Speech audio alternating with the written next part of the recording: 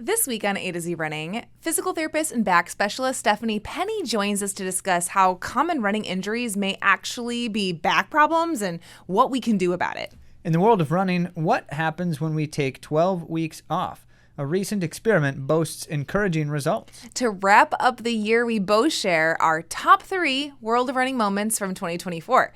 Bonus points if you can guess what they are. All this and more on A to Z Running.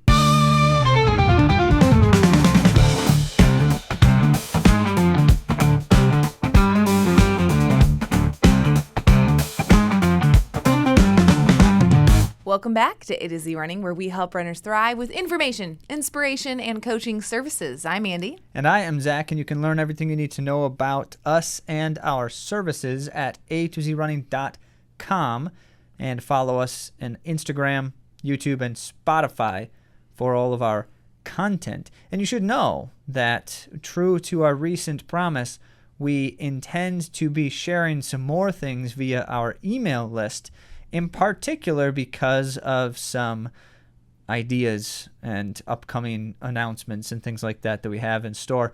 But even if not and aside, we have lots of great content coming your way via all of the channels. So follow us where you like to follow people, and we'll be there sharing stuff for you to know.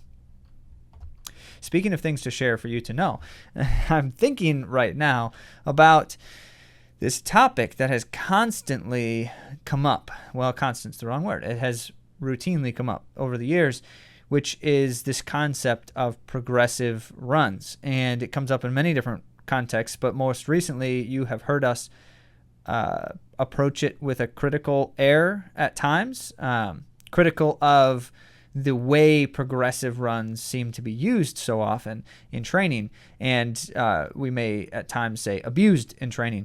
And I've been thinking about it and chewing on it within the context of the concept of rating your perceived effort and the RPE scales and such, which we'll share a little bit more about in one of our articles for the World of Running segment today. But it's been on my mind because anytime we've talked about the concept of effort and exertion for a run, it's been a little bit muddy. And not accidentally. It is a concept that is a little bit muddy. And one of the notable things was one of our athletes in the last couple of years started asking me a lot more questions about effort than I was used to at the time. And he was trying to, as best as he could, rate all of his different aspects of training by effort scales to just create one more point of datum. And I don't mind that at all. As I've shared many times in the podcast personally, I think that we have to be careful of the overuse of data because they are oftentimes misleading things that we tend to find and learn and cause us to focus our training on things incorrectly. But this athlete in particular instead has been using his data to analyze and try to identify areas to improve, which is the best way that data help us. And one of these questions that he keeps asking is, what do I do when it comes to rating the effort of a whole run? Do I rate it based on the point in time where I felt like I was exerting the most, or do I rate it based off of the ending point in the run and how much I was exerting at that point? Or do I take the whole run as a concept and think overall effort? And I just think the question is so important because 2 reasons. One, when we look at effort, we tend to think of it as either this like black and white linear objective concept. You know, a run is either like a 2 or a 4, and a 10 means I'm all out sprinting. So obviously I'm not going to do that for very long. But if that's the case, then you're not really doing a 10 hardly at all in training, right? And a race, you could say that was the hardest I could possibly run for 10 miles, and my exertion rating is a 7. And it's like, well, yeah, but that doesn't make a lot of sense. We'll talk more about that later. But in the topic of progression runs, I realized why it's so hard to articulate the concept, because you have to think of progression runs in terms of the idea that really, truly, if we're talking about effort, all runs are progressive unless you're slowing down throughout the run. And we have shared that in the past, In fact, Andy's actually been the one to correct me in conversation once upon a time when I was trying to talk about how your effort should remain constant through hills. And she's like, yeah, but then you slow way down. You know, are you trying to, if that's fine, but then if you're trying to keep a pretty similar overall, like the hill is not having a substantial effect on how fast you're running, then your effort has to go up. And we've gone back and forth on what that actually means and looks like. And we talked about tempos too. Like at the end of a tempo, you're increasing your effort. Yes. So it is true actually that by effort measure, almost every run you go on is progressive. And that's actually by design. We talk all the time with our runners in our intimate moments, our coaching conversations. You now get a glimpse behind the veil. When I'm going out for my runs, I'm starting easier than the intended effort for the day. Always, in every instance. Start easy, ease into it. These are all the things we talk about. Because we've said 100 times, and we are going to continue to say it, it's based on duration. Right. So that's not the same thing as the idea of a deliberately progressive run by pace, which is where we draw this line of, yes, you are supposed to, when we say run 2 hours at a given effort, the end of the run is a higher level of exertion than the beginning. That is true, but that is not what people say when they're talking about progressive runs, which is why we have to be faster. Right, why we have to be so careful, because fundamentally to contrive it and then deliberately accelerate throughout the run is where there are concerns around misuse and abuse of that workout type, as well as whether it actually produces net positive gains on your training, your overall training effect, which there seem to be many indications that it may not, if not used quite specifically properly. And so what we find then is this topic has come back to us again today, and we're going to be sharing more about it in the world of running with an article that addresses it more thoroughly, and just gave me one more reminder about how when we talk about these things, it's so important how precisely we express the concepts, because they tend to be words used differently by different people and concepts interpreted differently depending on the context. And so that's why we do that. And that's what's been on my mind lately as I've been in the weight room trying to make my muscles do more things at a better way, and get ready for another season of building up for the spring, which is always just a very exciting time.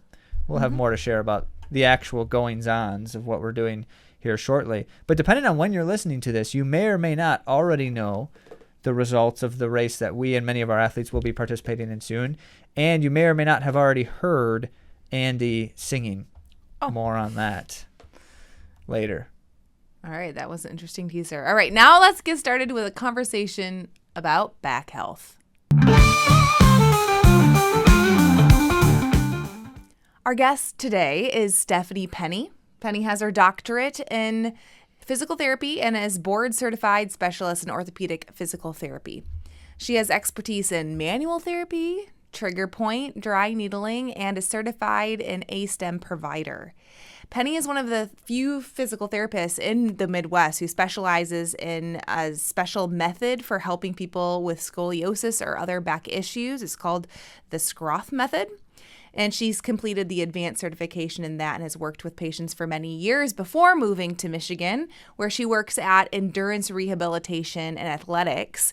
And she has her skills and expertise that she has brought to the athletic community, and it has been awesome. Today, we're going to talk to Stephanie about back health for runners. And there's a couple exercises that Stephanie has generously shared in this episode, and we will have for you to see on our YouTube channel. So make sure you look out for those. Now, let's get to our interview with Stephanie Penny. I'm so excited for the chance to talk to you because you've helped me on my journey with back health. I've had issues and dysfunction for years, and so coming to you is a big relief to be able to sleep without pain. And I thought, what better thing could we bring to our audience than a conversation about back health with you, who helped me. Oh, thank you. I'm so glad. It's a pleasure to work with you, that's for sure. You're A+ patient. Oh, thank you. Thank you. Well, today we're going to be talking a little bit about common back injuries. And so would you mind talking us through maybe some of the things that runners might see like as obvious back problems and maybe some things that they don't see as like related to the back? Sure. So the most common back injuries that we might see with runners are piriformis syndrome, where that deep glute muscle is tight and aggravated, which can go along with or be separate from sciatica, which can produce pain and numbness, tingling down the leg. Also sacroiliac joint dysfunction. That's the sacroiliac joint is where the spine and the pelvis meet, and that can become malaligned or aggravated, producing pain. I'll also include pelvic floor pain because that can include coccygeal or tailbone pain, pelvic floor dysfunction, as well, even recurrent UTIs. So there's a lot there. But the most common injuries that we see in running isn't something coming in with back pain. It's more of leg injuries, so the patellofemoral pain dysfunction or IT band friction disorder, gastrocnemius strain or Achilles tendinopathy, or the classic plantar fasciitis or shin splints. So when someone comes in with that, we do often discover there is some component from your back or your pelvis that is then resulting in the pain somewhere else. So you might say, well, I've never had back pain in my life. It's always plantar fasciitis. But then when we do our assessment, we see your loading is completely off, or this is tight, this is weak. And so combining the assessment of the spine and sort of a history can really kind of zone in on why are you having this leg pain.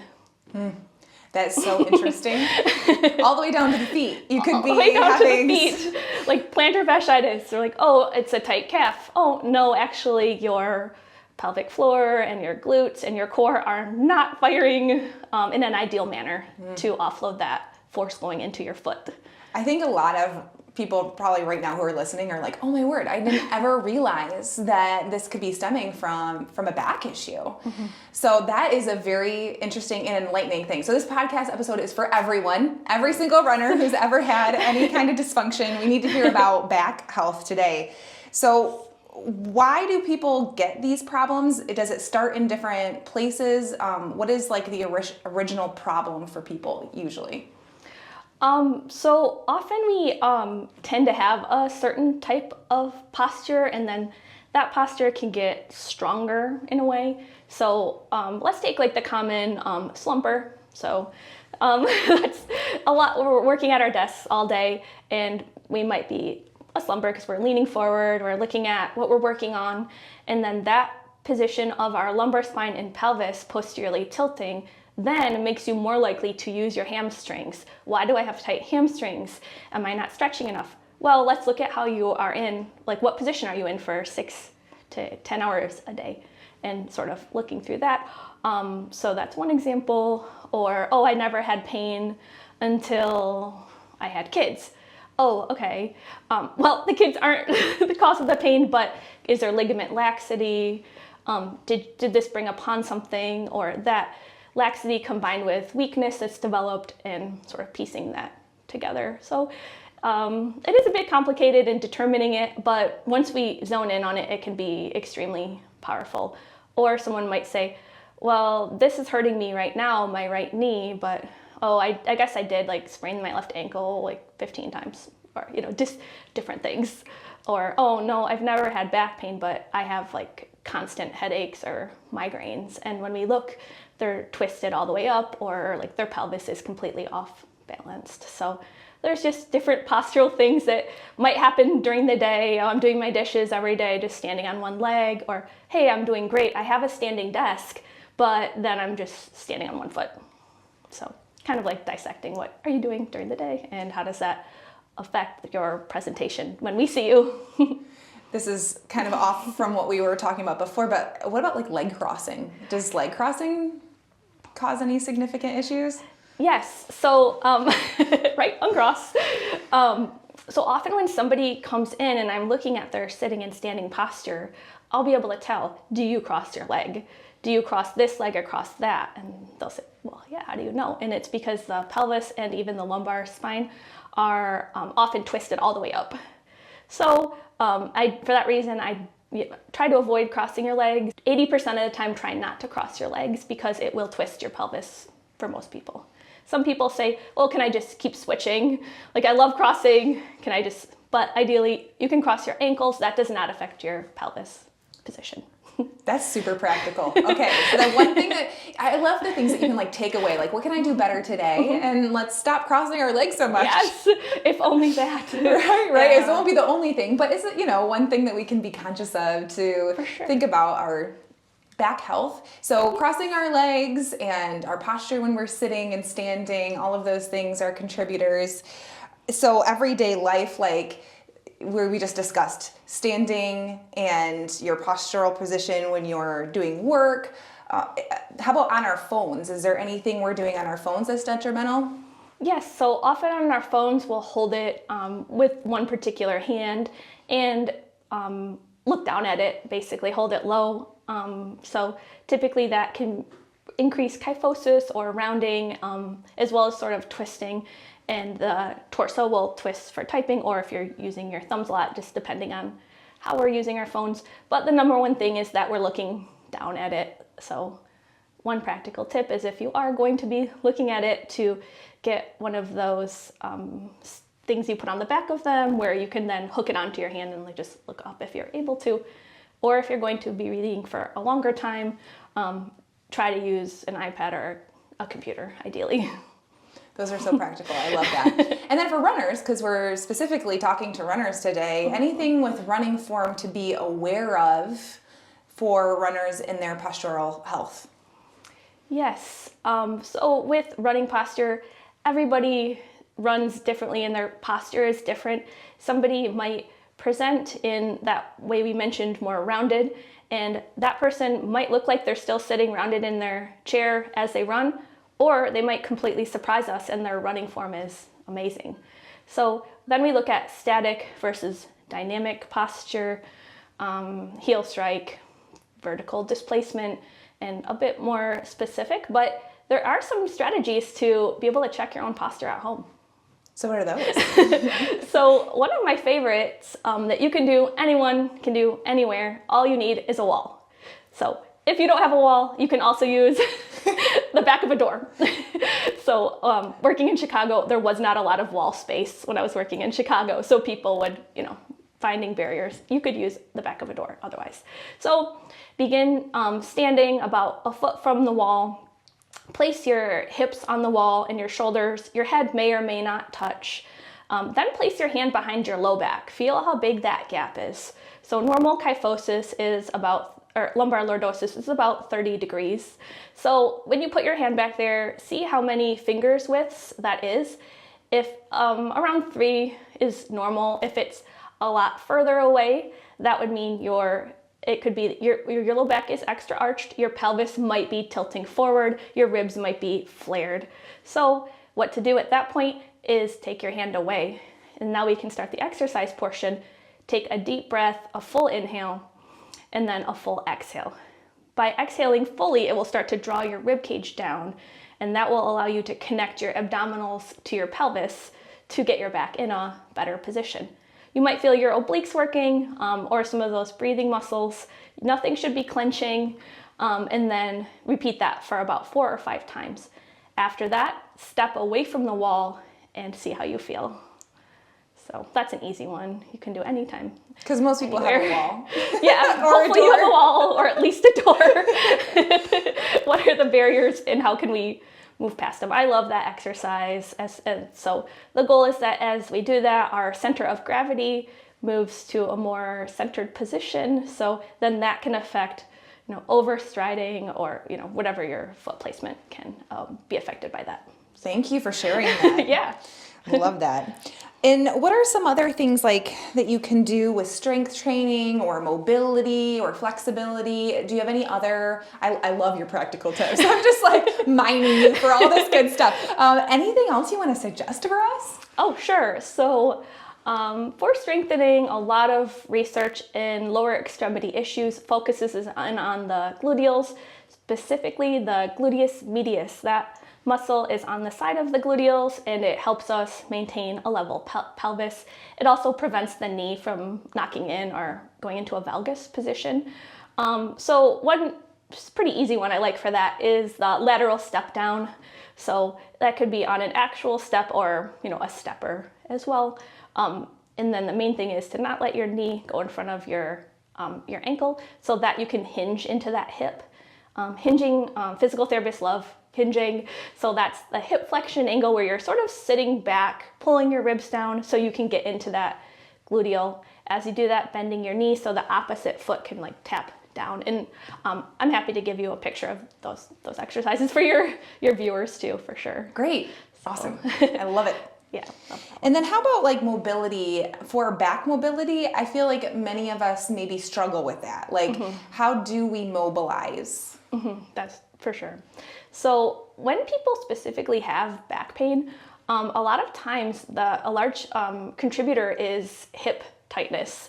So stretching the glutes and the quads and the hip flexors.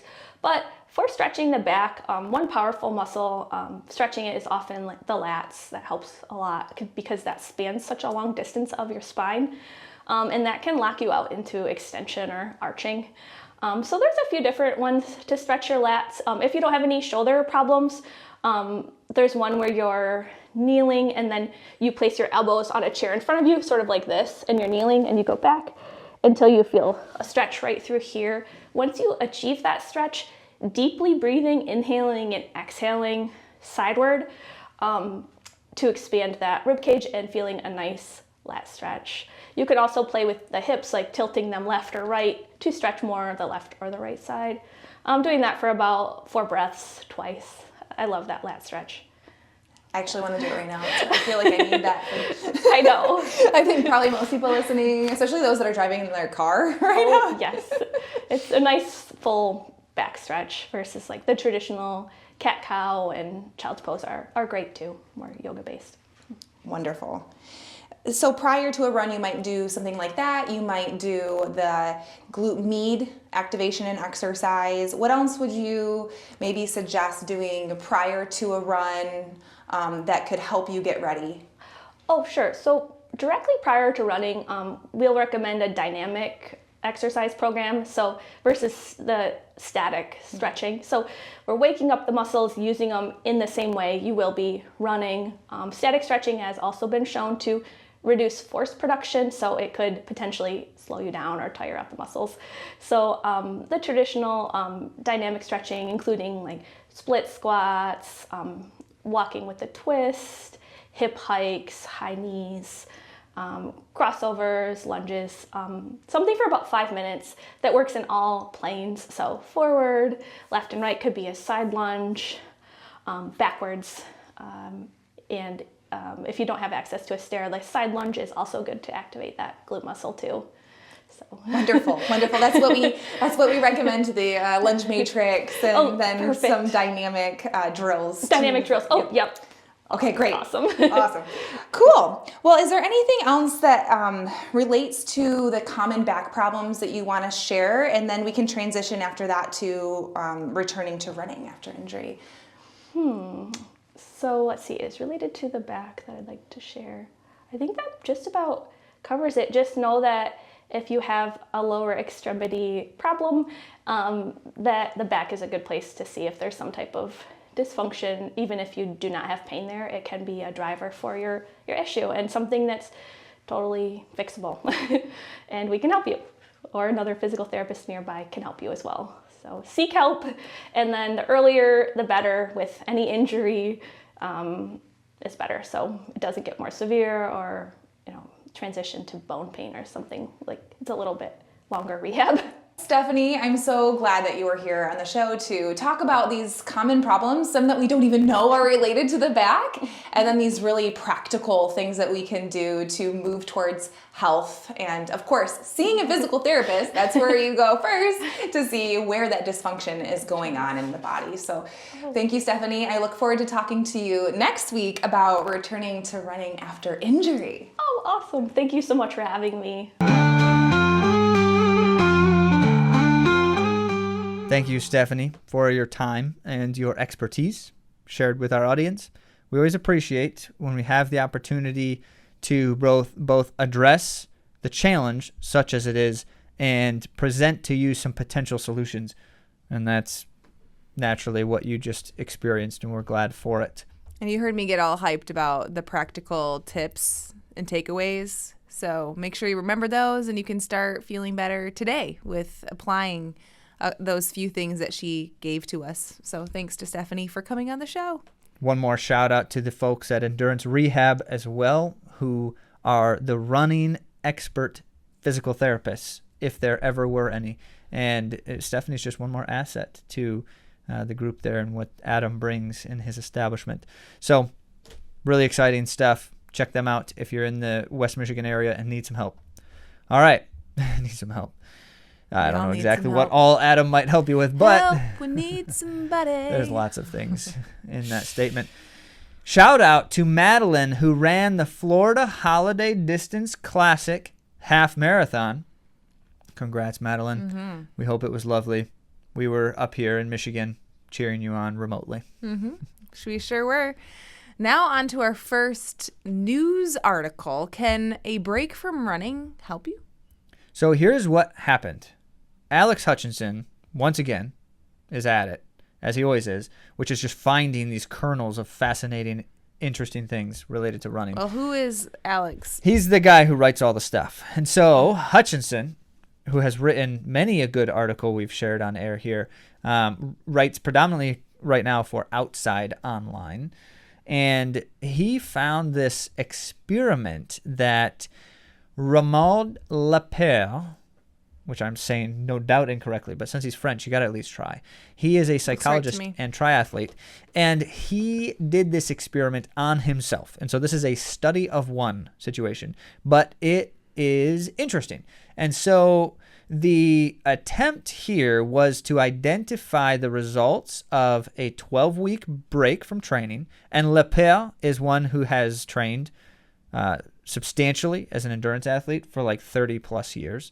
And so that matters. So he's not a rookie to the environment. He's been doing this for a long time. So what happens when someone like that just stops doing training for 12 weeks?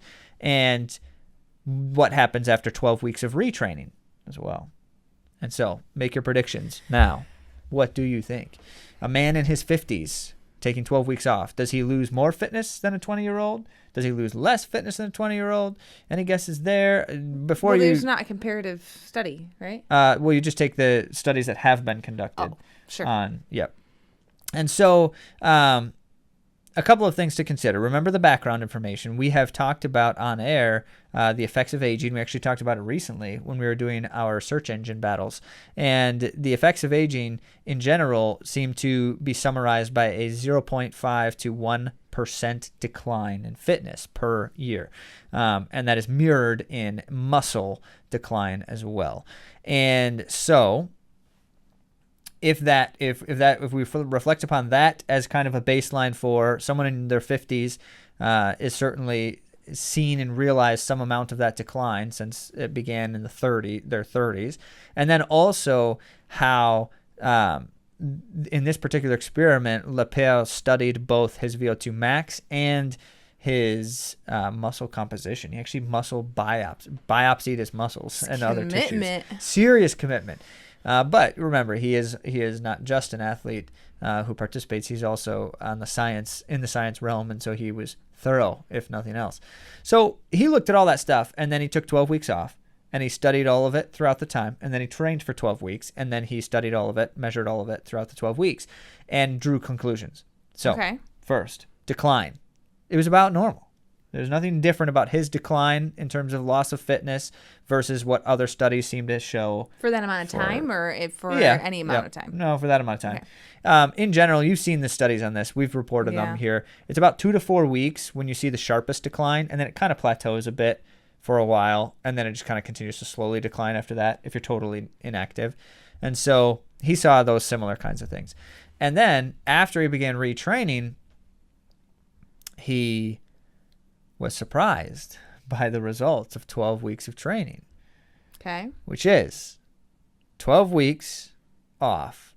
At the start of that time, he measured all of those fitness things. Then 12 weeks of training, measured them again, and his overall fitness level, as indicated by VO2 max, was higher than before the break, than his baseline. Wow. Which is really interesting. It's exciting. Now, they do say that things like weight loss, weight gain, muscle mass type of stuff like that accounts for a lot of things related to VO2 max if you're not controlling for those things. But what you do in this situation is you just apply the numbers and say, okay, he did lose some weight and gain some weight. He gained some weight during his time off and then lost some weight when he was training again. But the numbers don't account for the full scope of the VO2 max improvement. And so his conclusions were not like, this is a generalizable rule that you can apply to every human being. Like everyone should take 12 weeks off. Because, of course, right. That is, of course, an impossible conclusion to draw from a single individual in a study, especially one who is not what you would consider to be a typical situation. He obviously is a highly trained athlete for decades, which is not the norm for most of us. And so what do we think we can learn from something like this? And Hutchinson did a great job in the article of caveating these things. But it first reminds us that periodization can be very important. And so the period of downtime is just as important as the period of highly training aggressively time. And because most runners don't take a periodized approach, they don't generally ever realize what happens in the difference of, I'm going to take these 4 to 8 weeks of just jogging, like no hard efforts for like 4 to 8 weeks. That seems unimaginable. And yet, in reality, it could be one of the more important things that we do to making sure that our training is progressing. And then also, and so that's a possible conclusion here. But then also within that, just the understanding that we sometimes have to take time off.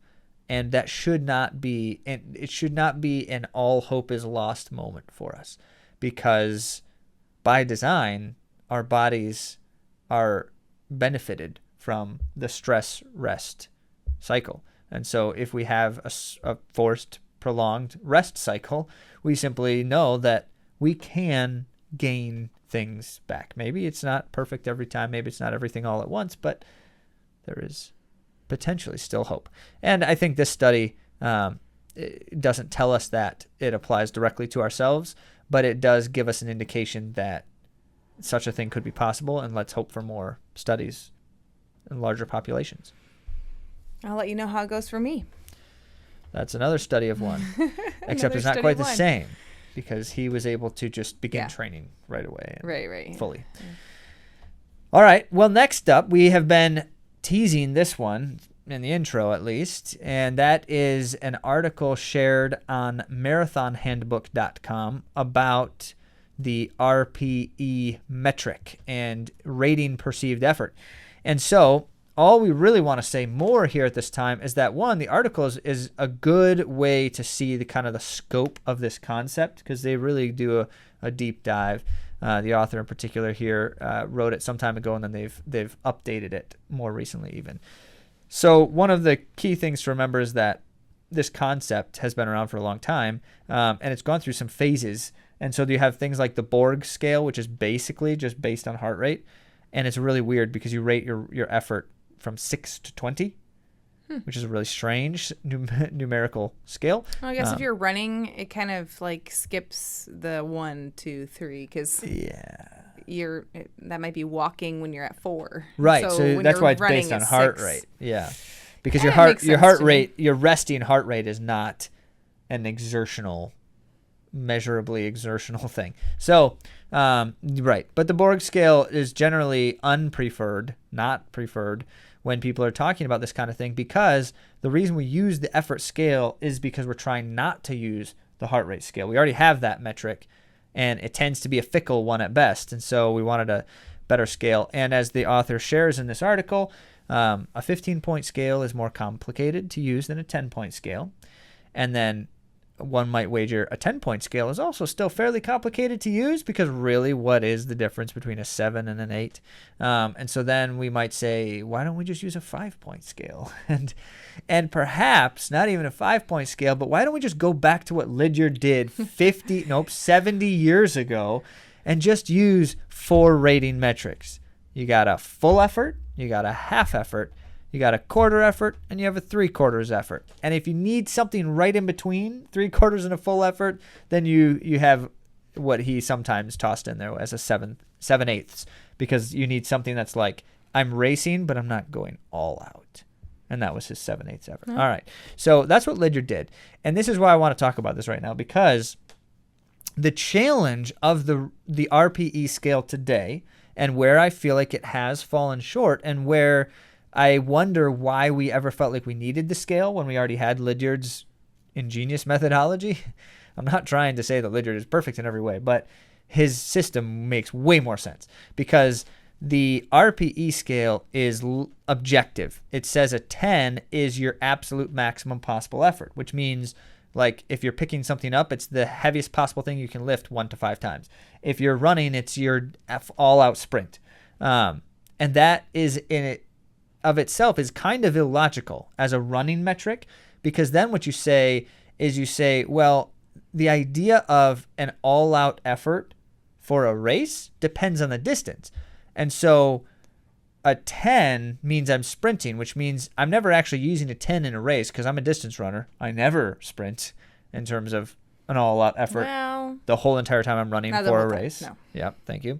And, well, that's not true. I do, because I'm not great at sprinting. So an 800-meter run is a sprint for me. It's basically an all-out sprint the whole entire time. But that's besides the point. So what we amount to is the need for a way to apply something that's relative to the thing we're doing. Because if I, as a runner, am trying to evaluate my effort, then I need to know what it means to give 100% for a 10-mile race. And I need to know what it means to give 100% for a 5K, for a marathon. And that's where Lydiard comes in. Because 70 years ago, when he started telling his runners about how they needed to exert themselves in the efforts, he did not initially use the straightforward terminology. Barry McGee would used to often share that the reason why Lydiard didn't use it is because it was not a necessary thing. He could just sit there with his runners and talk about what they need to do for these runs, and they got the concept. They didn't need labels because they knew the concept. But then Lydiard was hired to coach somewhere else for like 6 weeks and then train all of their coaches, and they didn't get the concept, and their runners weren't even with them yet. They needed to understand it and then translate it to something they could share with their runners. And then people wanted Lydiard to publish books, which he did in the 70s at first, and then he continued to republish. And so he needed a way to communicate the concept to those who weren't sitting there with him every day doing the work. So then he came up with the scale that says, okay, first, you need to know what a full effort is. Full means whatever I'm about to do, I do it as best as I can, 100% for that thing. And that is not the same degree of exertion relative to like maximum possible exertion. So it's always relative to the distance instead of top speed. It's not your top speed. Right. So that's where you get the concept of full effort. He would call it a full effort. And then he would say, okay, so now in your training runs, everything is less than a full effort because you're not doing a maximum race effort when you're doing a training run. And you're doing degrees of scale relative to that. And so if a maximum effort is how fast I can run for an hour, a half effort is about half of the exertion. Now, half of the exertion does not mean half of the pace. And this is why we just need to get rid of paces, because it's only going to confuse people. Because they'll always say, well, if I run 7-minute pace in an hour as a full effort, and is a half effort 14-minute pace, or is a half effort 10:30 pace? And so you see why this is tricky, right? Because then suddenly you get weird mathematics in here too, which we don't want to do. So at least not for runners like me. Okay. So instead he would say, no, the half effort is the degree of exertion. Don't think about pace. Don't think about the results of the run, and say I'm exerting half of the effort it takes, which means I could do that whole thing over again, essentially. Right? That's half the effort. I could do the whole thing over again, and I'd be totally fine. Or that would be full effort. Right. After completing it the that's what I mean. time. It'd be totally fine. Like I could do it. Yeah. And so that's a way to describe it. But he had many more ways to describe it. And again, this comes back to when you're sitting with your runners and you're talking about, what am I trying to do here? That's where you can convey what it means to give a half effort. And then, well, we need a quarter effort, because those are the days when you're not really exerting much at all. It's just barely anything. And then we need 3/4 effort, because what does a good, strong effort look like, and all of that. And so he came up with a very few set of terminologies. He did not originally use terms like easy runs, steady state, what's another one? The time trial stuff. He didn't use those terms initially. All the labels came when other people needed to try to understand what he was doing, and they couldn't live the moment with the group, which is interesting when you think about it. It was interesting. So did this article have all of that? No. Or is this your reflection? I was adding all of that. Okay, great. Because I think it's a necessary contribution to the RPE concept. So the article gives you a lot of different things to reflect on within RPE, and that's me just adding my layer into it as well. Your Lydiard layer. Sure. Well, next up is the best moments of 2024, because there were a lot of great running moments in 2024. Yeah, we're talking about in the world of running, the things that we thought were just the most amazing. So we're going to go back and forth, starting with your number 3. Are these listed for a particular reason, or did you just put 3? No, I just put 3. I didn't have an order. So then we're not going to say which ones are our number 1, number 2, or number 3. We're just going to go back and forth and say one at a time. Okay. Until we get through about 3 each. Well, I'll start with the earliest one. How about that? Okay, that's fine. That's a great place to start.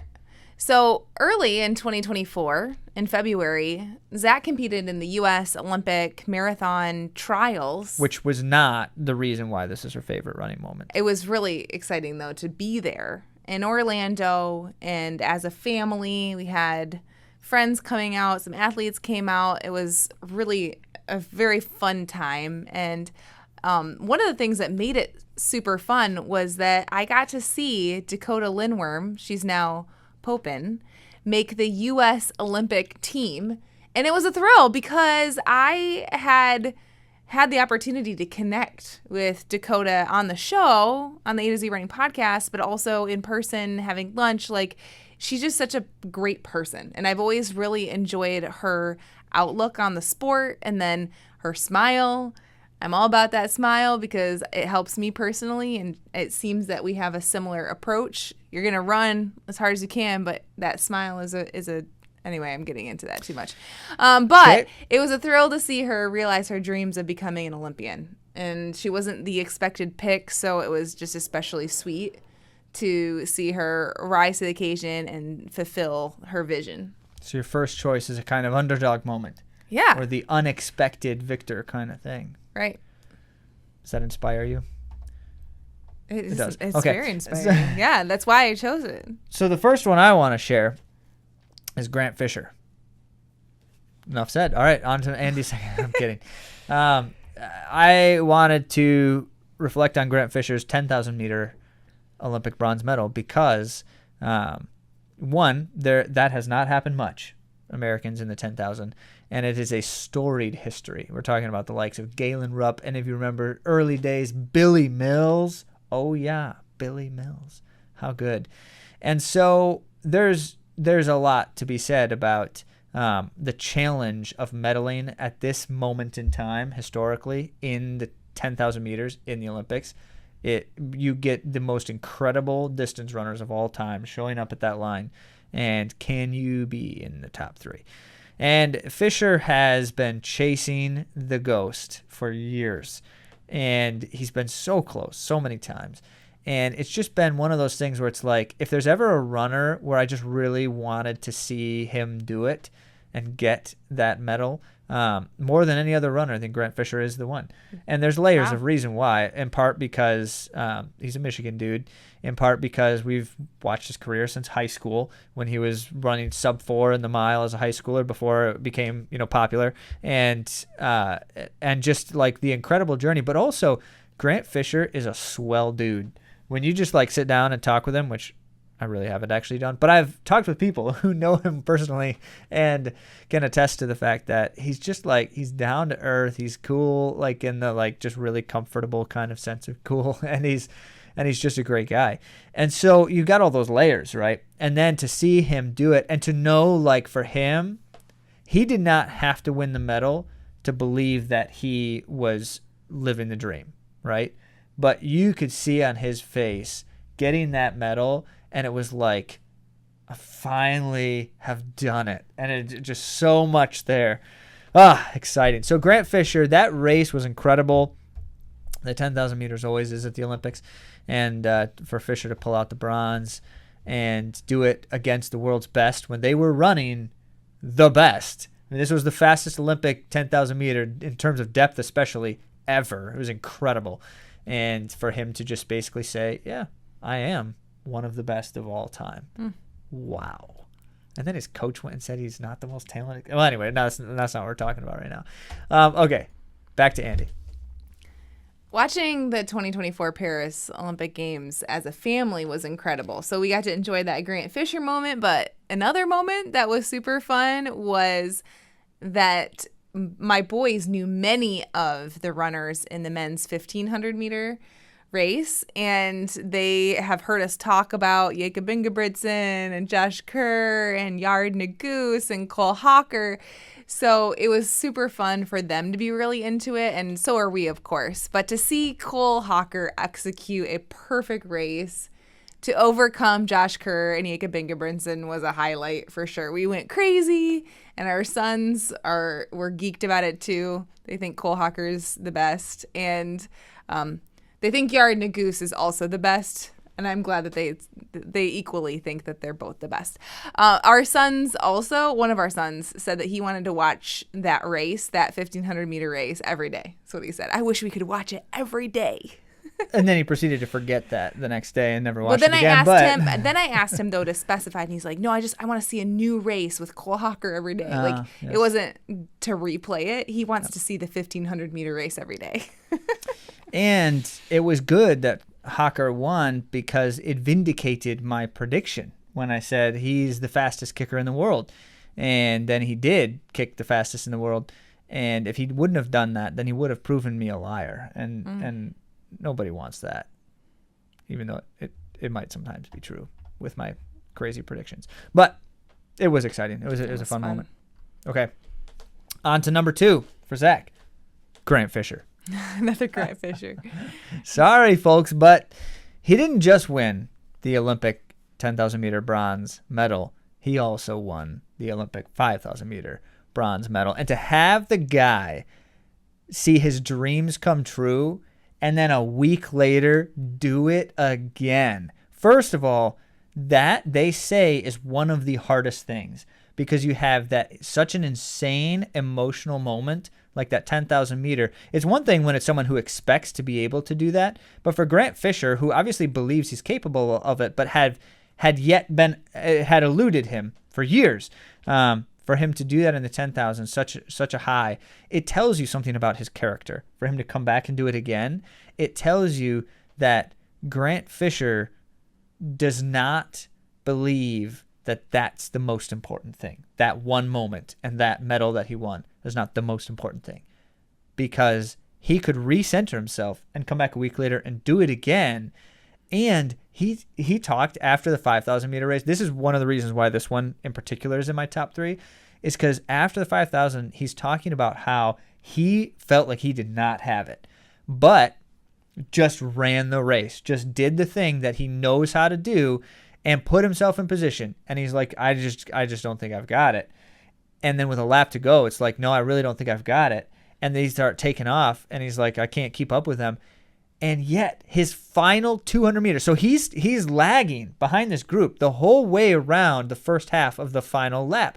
And yet when it comes to 200 meters to go and he starts turning it on, he had the fastest 200 in the final 200 of everybody.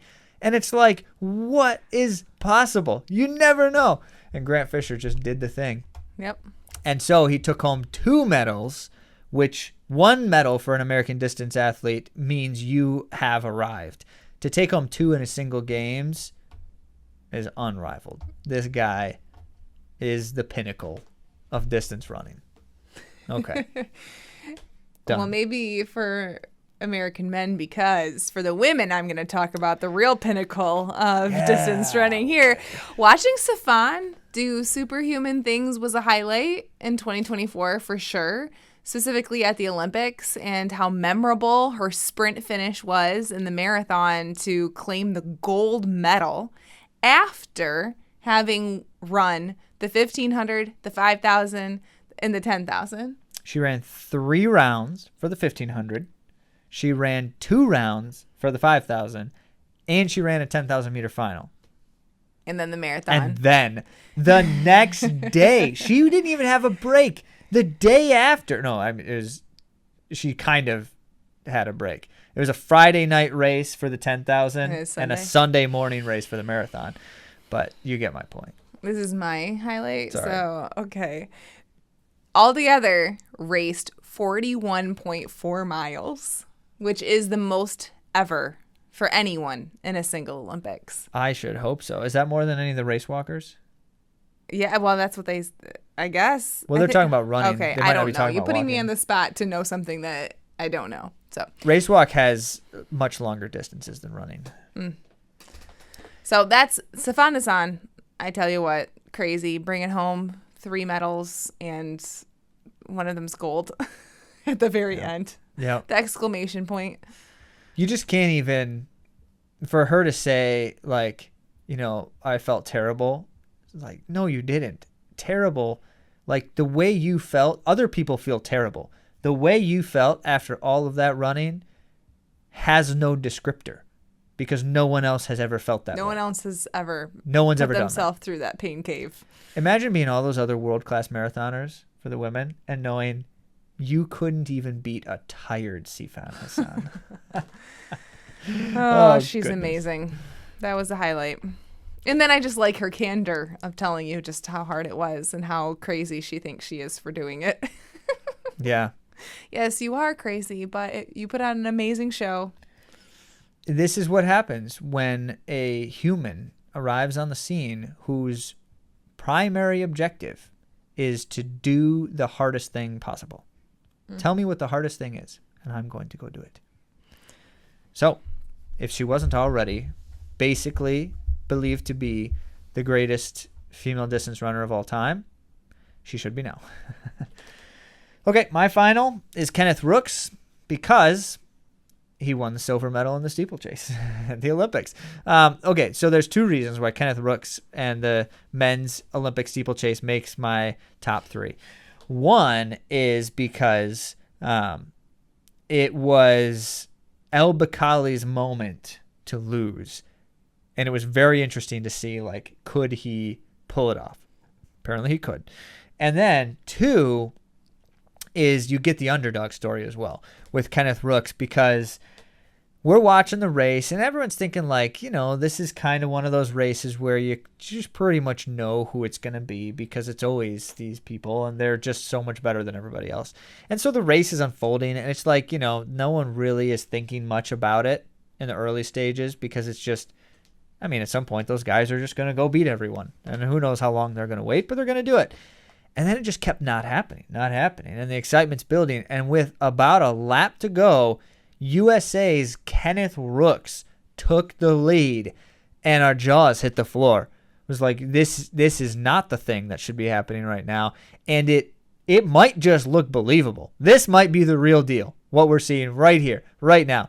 And not only did he take the lead, a commanding drive into first place, and then he's holding the lead. So you know what ends up happening with a lap to go, someone like gets a quick jump on everybody else, and then they just catch right back up to him, and it's like, whatever. They're buried. They're not going to do it.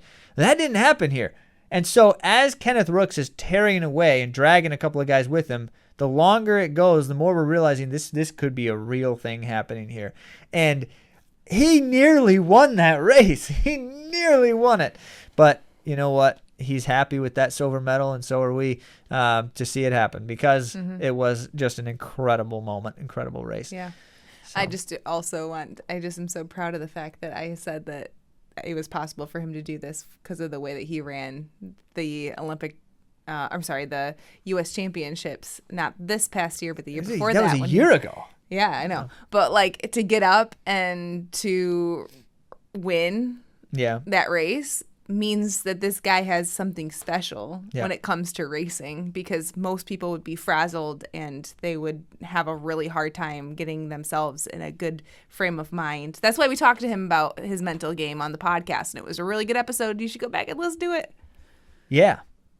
So that was the other thing I was going to say is, it's really nice to be able to see that happen and have a chance to talk to him about his performance, not after that performance in particular, but prior to at least. And so you hear then in this just how exciting some of these things were to watch, and so many others. We did not pick actually our top 3. We just picked like 3 that we thought, oh, this was a really exciting moment. And there's so many good moments some of the first 2024. What are yours? Let us know. Sure. And that kind of brings us to like this is the episode that wraps up the year for us. And as a matter of fact, not specifically because of that, but we happen to be sharing this episode with you the last day of the year on 2024. So you may be listening to it and it's already ticked over to 2025. But whatever the case may be, we have been thoroughly enjoying being able to share these things with you and the time spent here on air, as well as in conversation with so many of you when we have a chance to see you in person, or the thoughts you share via the emails and questions you're sending and the comments in the places like the Instagram and other places. And so we enjoy it. That's why we continue to do it. We're going to continue to do it because we like to talk about running and talk to runners. And health experts like Stephanie Penny, who joined us on the show today. And make sure that you subscribe if you haven't already, because we're going to be talking to her again next week about returning to health after having back problems. It's going to be great. Thanks so much for joining us, and we'll talk to you next week.